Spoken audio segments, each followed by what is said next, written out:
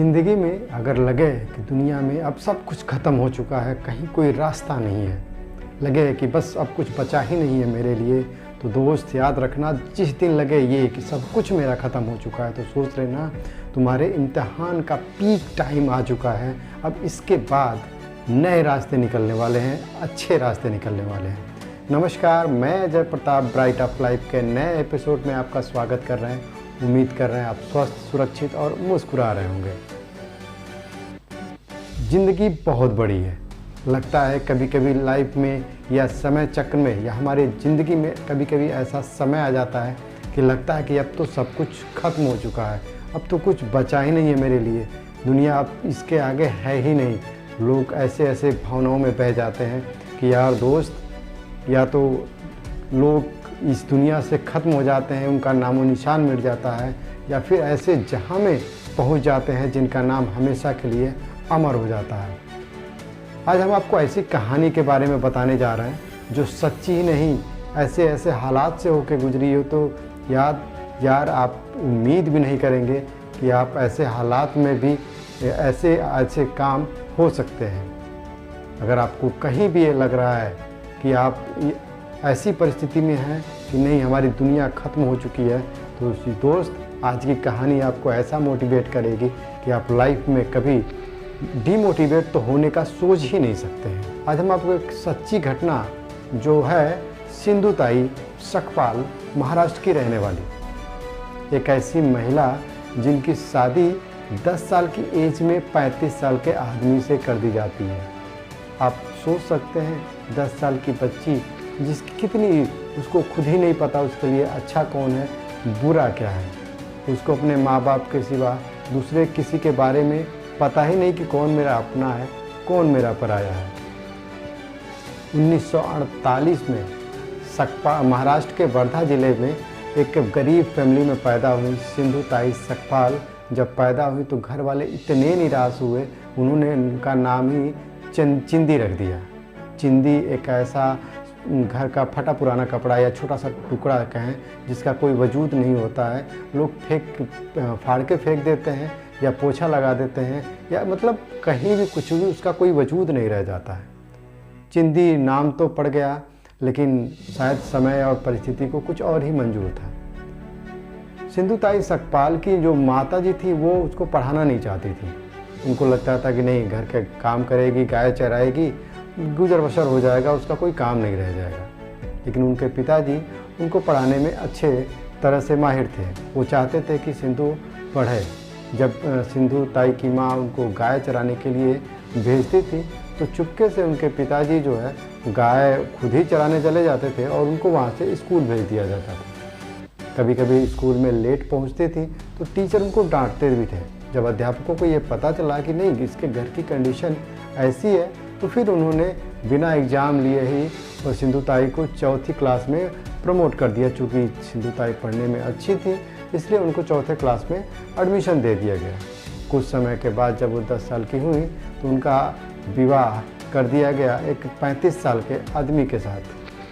सोचिए 10 साल की बच्ची 35 साल के आदमी के साथ वो ससुराल जाती है, और उस ससुराल में क्या क्या होता होगा आपको अच्छी तरह से पता होगा। कुछ समय के बाद जब उनके पति गाय चराने जाते थे तो गाय जो है पूरे गांव में गोबर कर देती थी, तो ये लोग जो है गोबर उठाते थे। चूँकि ये लोग गरीब थे तो अपने जानवरों के गोबर ये लोग पूरा गांव में बहुत सारी महिलाएं थी जो गोबर उठाया करती थी। इसके लिए उन्होंने कलेक्टर, उस समय रंगनाथन जी थे, उनसे उन्होंने इस चीज़ की गुहार लगाई कि नहीं यार, अगर हम काम कर रहे हैं गाँव में तो जाहिर सी बात है मुझे मजदूरी मिलनी चाहिए इस चीज़ की। इस चीज़ का इन्होंने विरोध किया। कलेक्टर को लगा कि नहीं यार, ये मांग तो वाजिब है, और उनके सामने उनको झुकना पड़ा, और ये मांग उन्होंने उनकी स्वीकार कर ली कि नहीं, इनको मजदूरी मिलनी चाहिए क्योंकि ये लोग काम कर रहे हैं। लेकिन इसके पीछे सारी महिलाओं को लाभ तो हुआ, पूरे गाँव के महिलाओं को लाभ हुआ, लेकिन अगर आप किसी का भला करते हैं तो किसी का बुरा तो हो ही जाता है, या फिर कोई अपना जानबूझ के बुरा मान ही लेता है।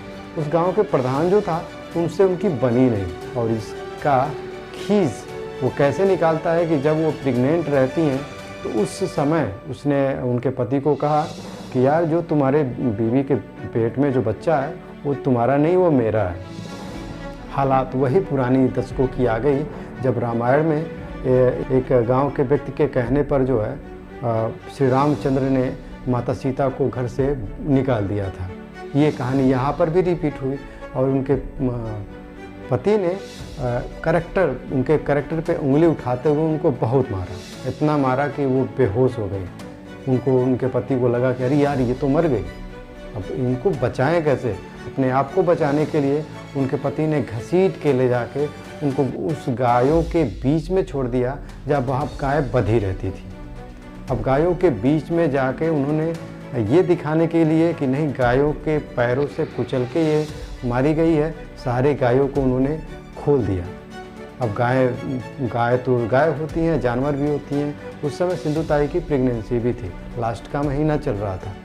हुआ ये कि गायों ने भी, या समय को शायद कुछ और ही मंजूर था, और गायों ने भी एक गाय हमारी माता है, ये शब्द ही आपके लिए बहुत कुछ मायने रखता है।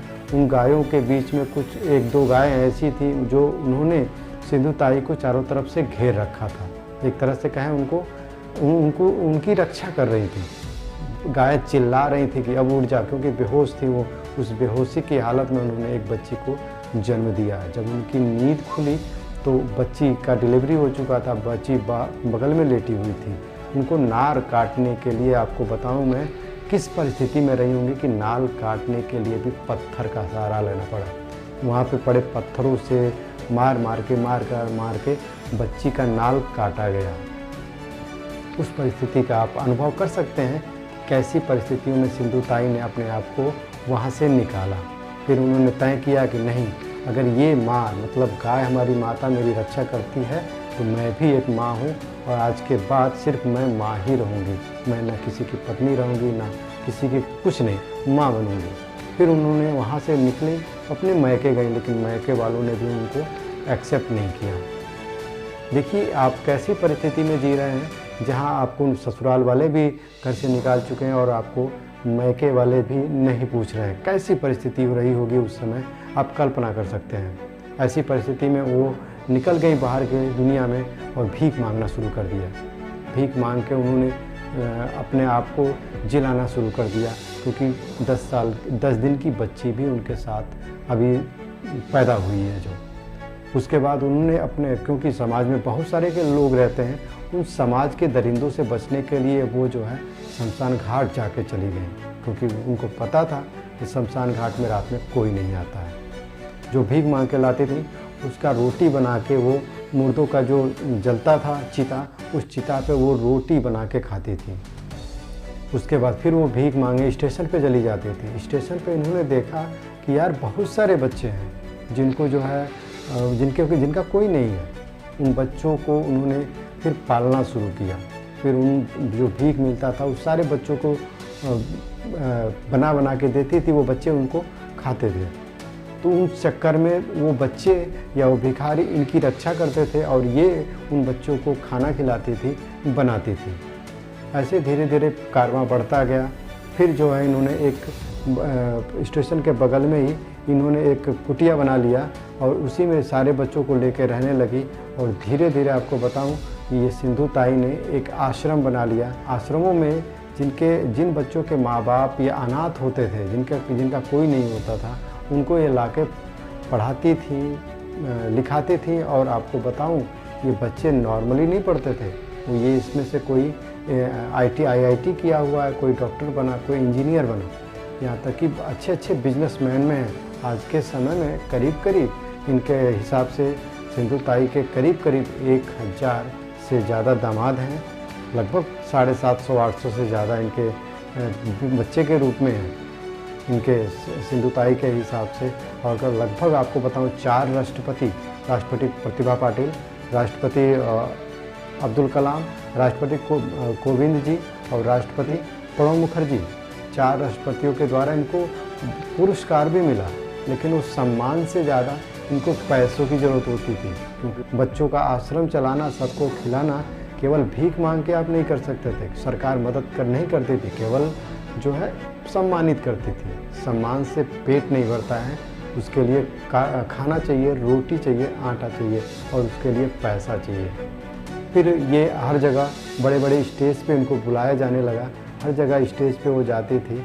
फिर भाषण से इनको राशन मिलता था, जहाँ जाती थी कुछ बताती थी, फिर वहाँ से खाना मिलता था, फिर इनका आश्रम चलता था। ऐसी थी सिंधु ताई। सोचिए, जिनको रहने के लिए कभी घर नहीं मिलता था, आज उनका बहुत बड़ा आश्रम है, उनके बहुत सारे बच्चे हैं। मानने के ऊपर है दोस्त, आप कैसे मानते हैं और क्या बताते हैं। और एक चीज़ और बताएं आपको हम, जिस हस्बैंड ने, जिस पति ने इनको मार के खदेड़ दिया था, वो बहुत ही इनकी आर्थिक स्थिति या कहें शारीरिक स्थिति बहुत जर्जर हो चुकी थी। उनको कोई पूछ नहीं रहा था। जब सिंधु ताई को ये पता चला तो उन्होंने उनको लेने गई। लेने के उपरांत देखा तो उनके पति उनको देख के रोने लगे। सिंधु ताई ने कहा कि जब आपने मुझे निकाला था तो मैं बहुत रोई थी, और इस समय आप बहुत रो रहे हैं, हिसाब बराबर हो गया। अब ये चीज़, चलो मेरे साथ चलो, लेकिन साथ चलने के बाद आप पति की हैसियत से नहीं, एक बच्चे की हैसियत से जाएंगे, क्योंकि आज मैं सिर्फ माँ हूँ। और एक बच्चे की हैसियत से जाएंगे तो आपको सब कुछ मिलेगा, प्यार दुलार सब कुछ मिलेगा। उनको के बाद उन्होंने अपने साथ रखा, अपने हस्बैंड को, अपने पति को उन्होंने एक बच्चे की तरह रखा, और जिस आश्रम में रहती थी उस आश्रम में ले जाके उन बच्चों से बोला, इन्होंने अगर मुझको नहीं निकाला होता घर से तो तुमको एक माँ नहीं मिलती, तो इनकी वजह से तुमको एक माँ मिली। तो सोचिए, इन परिस्थितियों में भी वो अपने पति की रिस्पेक्ट भी कर रही हैं, और उन बच्चों को सिखा रही हैं कि एक्चुअली आप जिस भी कंडीशन में रह रहे हैं उस कंडीशन में कैसे जी सकते हैं, और एक दूसरे की रिस्पेक्ट करके आप कैसे रह सकते हैं। उम्मीद कर रहे हैं आपको ये वीडियो या कहानी पसंद आई होगी, और उम्मीद कर रहे हैं आप जिस भी हालात में होंगे, इन हालात से आप निकलने की बेहतर कोशिश करेंगे। कभी भी हार मत मानिएगा। जिस दिन लगे आपको कि नहीं, ये लाइफ हमारी अंतिम इच्छा पे है, ये हमारी लाइफ ख़त्म होने वाली है, इसके आगे मेरी दुनिया नहीं है, तो सोच लीजिएगा दोस्त, वो आपका पीक टाइम है, और इसके बाद आपके अच्छे दिन आने वाले हैं। उम्मीद करना आपको वीडियो पसंद आया होगा। वीडियो पसंद आया हो तो शेयर कर दीजिएगा, लाइक करिएगा।